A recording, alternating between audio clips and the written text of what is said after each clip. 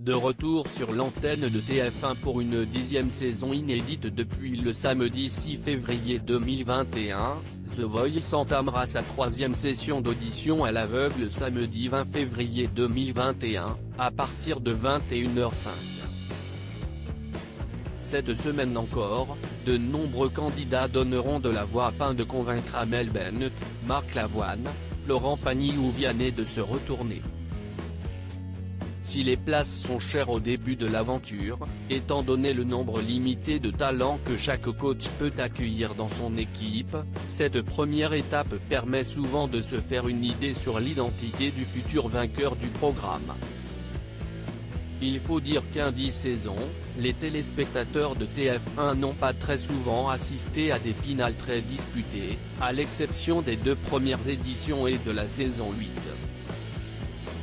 Le premier vainqueur de The Voice, Stéphane Rizon, avait remporté l'émission avec 31,5% des voix devant Louis Delort, 29,9%. Le deuxième vainqueur, Johan Fréget, s'était quant à lui imposé avec 28% des voix face à Olympe, 27,8%.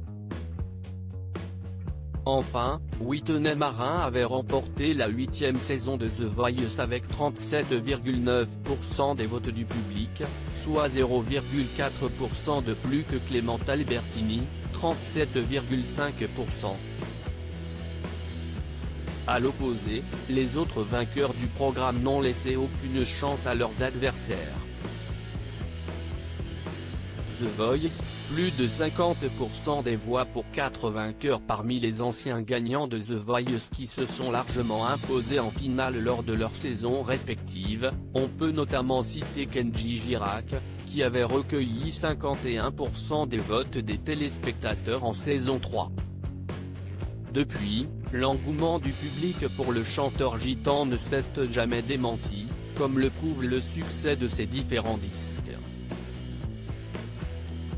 De son côté, Lilian Renaud a fait légèrement mieux un an plus tard en récoltant 52% des voix en finale.